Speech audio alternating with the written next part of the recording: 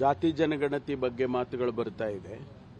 ನಮ್ಮ ರಾಜ್ಯದಲ್ಲೂ ಕೂಡ ಈಗಾಗಲೇ ನಾವು ಅನೇಕ ಕಮಿಷನ್ಗಳನ್ನು ಮಾಡಿ ಅದರಿಂದ ವರದಿಗಳನ್ನು ತರಿಸ್ಕೊಂಡು ಅದರ ಬಗ್ಗೆ ಚರ್ಚೆಗಳು ನಡೀತಾ ಇದೆ, ಪುನರ್ ಪರಿಶೀಲನೆ ಕೂಡ ನಡೀತಾ ಇದೆ. ಹಾಗಾಗಿ ಇದ್ರ ಬಗ್ಗೆ ಅನೇಕ ಬಾರಿ ನಮ್ಮ ನಾಯಕರಾದಂಥ ರಾಹುಲ್ ಗಾಂಧಿಯವರು ಕೂಡ ಮಾತನಾಡಿದ್ದಾರೆ. ಅದಕ್ಕೆ ಅಖಿಲ ಭಾರತ ಕಾಂಗ್ರೆಸ್ಸಿನ ಹಂತದಲ್ಲಿ ಒಂದು ಸಮಿತಿಯನ್ನು ರಚನೆ ಮಾಡಿ ಯಾರು ಹಿಂದೆ ಉಳಿದಿದ್ದಾರೆ ಸಮಾಜದಲ್ಲಿ, ಶೈಕ್ಷಣಿಕವಾಗಿ, ಆಮೇಲೆ ಆರ್ಥಿಕವಾಗಿ, ಸಾಮಾಜಿಕವಾಗಿ ಹಿಂದೆ ಉಳಿದಿದ್ದಾರೆ, ಅದರದ್ದೊಂದು ಸಮೀಕ್ಷೆ ಆಗಬೇಕು ಅನ್ನುವಂಥದ್ದು ಅರ್ಥದಲ್ಲಿ ಇವತ್ತು ಅಖಿಲ ಭಾರತ ಕಾಂಗ್ರೆಸ್ನವರು ಒಂದು ಸಭೆಯನ್ನು ಮಾಡ್ತಾ ಇದ್ದಾರೆ. ಅದು ಇಲ್ಲಿ ಬೆಂಗಳೂರಿನಲ್ಲಿ ಯಾಕೆ ಮಾಡ್ತಾ ಇದ್ದಾರೆ ಅಂತ ಹೇಳಿದರೆ, ಈಗಾಗಲೇ ನಾವು ಇದರ ಬಗ್ಗೆ ಹೆಚ್ಚು ಚರ್ಚೆಗಳಾಗಿದ್ದಾವೆ ಮತ್ತು ಹೆಚ್ಚು ಈ ಜನಗಣತಿಯನ್ನು ಆಧರಿಸಿಕೊಂಡು ಕಾರ್ಯಕ್ರಮಗಳನ್ನು ರೂಪಿಸ್ತಕ್ಕಂಥದ್ದು ಕೂಡ ಆಗಿದೆ. ರಾಜ್ಯ ನಮ್ಮಲ್ಲಿ ಒಂದು ಹೆಜ್ಜೆ ಮುಂದೆ ಇದ್ದೇವೆ ನಾವು, ಅದಕ್ಕಾಗಿ ಬಹುಶಃ ಇವತ್ತು ಚರ್ಚೆ ಆಗ್ತಾ ಇದೆ. ಇಲ್ಲ, ನಾನು ಇವತ್ತು ಮಧ್ಯಾಹ್ನ ಭೇಟಿ ಮಾಡ್ತೇನೆ. ಗೊತ್ತಿಲ್ಲಪ್ಪ, ನಂದೇನೋ ಬೇರೆ ಕೆಲಸ ಇದೆ ಅವ್ರ ಜೊತೆ, ಅದಕ್ಕೋಸ್ಕರ ಭೇಟಿ.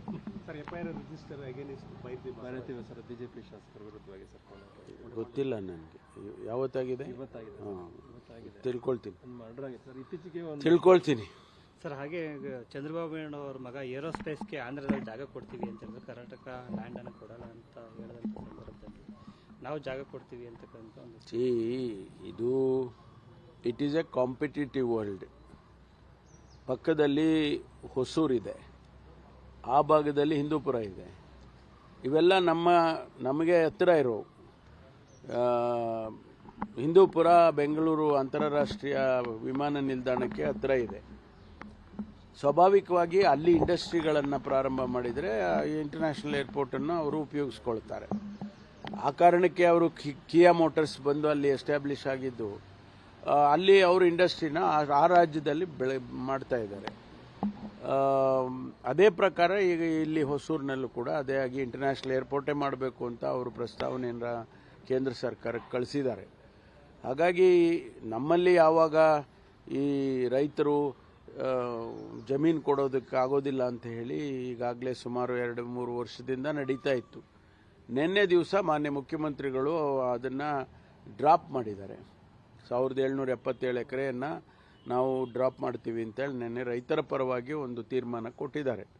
ಹಾಗಾಗಿ ಪಕ್ಕದಲ್ಲಿ ರಾಜ್ಯದವರು ಬನ್ನಿ ನಮ್ಮ ಕಡೆ ಜಾಗ ಕೊಡ್ತೀವಿ ಅಂತ, ಅವ್ರದ್ದೆಲ್ಲ ಒಂದು ರೀತಿಯಲ್ಲಿ ಒಣ ಪ್ರದೇಶ. ನೀವು ಹಿಂದೂಪುರ ಆ ಕಡೆ ಹೋಗಿ ನೋಡಿದ್ರೆ ಒಣ ಪ್ರದೇಶ, ಹೆಚ್ಚು ಕೃಷಿಗೆ ಲಭ್ಯ ಇರತಕ್ಕಂಥದ್ದಲ್ಲ. ಹಾಗಾಗಿ ಆ ಭೂಮಿಯನ್ನು ಅವರು ಇಂಡಸ್ಟ್ರಿ ಮಾಡೋದಕ್ಕೆ ಕೊಡ್ಬೋದು ಅಂತ ಹೇಳಿದ್ದಾರೆ. ಮಲ್ಟಿಪ್ಲೆಕ್ಸ್ಗಳಲ್ಲಿ ₹200 ಟಿಕೆಟ್ ತರದ್ದು ಏಕರೂಪ ದರ ಇದು ಮಾಡಿದ್ದಾರೆ. ಹೌದು, ಅದು ನಮ್ಮ ಏನು ಚಲನಚಿತ್ರೋದ್ಯಮ ಇದೆ, ಅದರಲ್ಲಿ ವಿಶೇಷವಾಗಿ ಥಿಯೇಟ್ರ್ಗಳನ್ನು ನಡೆಸ್ತಕ್ಕಂಥವ್ರು ಅವರೆಲ್ಲ ನಮಗೆ ಬೇಡಿಕೆ ಇಟ್ಟಿದ್ರು. ಹಾಗಾಗಿ ಅವ್ರ ಜೊತೆಯಲ್ಲಿ ಚರ್ಚೆ ಮಾಡಿ ಅವರಿಗೇನು ಅನುಕೂಲ ಆಗುತ್ತೆ ಅದನ್ನು ನೋಡಿ ಆದೇಶ ಮಾಡಿದ್ದೇವೆ. ಬಹುಶಃ ಇದರಿಂದ ಅವರಿಗೆ, ಯಾಕೆಂದರೆ ಈಗ ತಮಗೂ ಗೊತ್ತಿದ್ದಾಗೆ ಈಗ ಥಿಯೇಟ್ರ್ಗಳಿಗೆ ಹೋಗೋದೇ ಕಡಿಮೆ ಆಗಿದೆ, ಆಮೇಲೆ ಮಲ್ಟಿಪ್ಲೆಕ್ಸ್ಗಳ ಕಾಟನೂ ಜಾಸ್ತಿ ಆಗಿದೆ. ಇದೆಲ್ಲ ನಮ್ಮ ಗಮನಕ್ಕೆ ತಗೊಂಡು ಬಂದಿದ್ದರು. ನಾವೆಲ್ಲ ಚರ್ಚೆ ಮಾಡಿ ಅದಕ್ಕೆ ಅವರ ಸಲಹೆ ಮೇಲೇ ನಾವು ಮಾಡಿಕೊಟ್ಟಿದ್ದೇವೆ. ಅನುಕೂಲ ಆಗುತ್ತೆ ಅಂತ ಅಂದ್ಕೊಳ್ತೀನಿ. ಈ ಮೂಲಕ ಏನು ಹೇಳಿದ್ರು ಸರ್ ಅವರಿಗೆ ಜಾರಿ ಮಾಡೋ ನಿಟ್ಟಿನಲ್ಲಿ? ಅಲ್ಲ, ಅವರೇನು ಬೇಡಿಕೆ ಇಟ್ಟಿದ್ರು ಆ ಬೇಡಿಕೆಯನ್ನು ಈಡೇರಿಸ್ಕೊಟ್ಟಿದ್ದೇವೆ. ಅದರಿಂದ ಒಂದಿಷ್ಟು ಅನುಕೂಲ ಆಗ್ಬೋದು ಅವರಿಗೆ.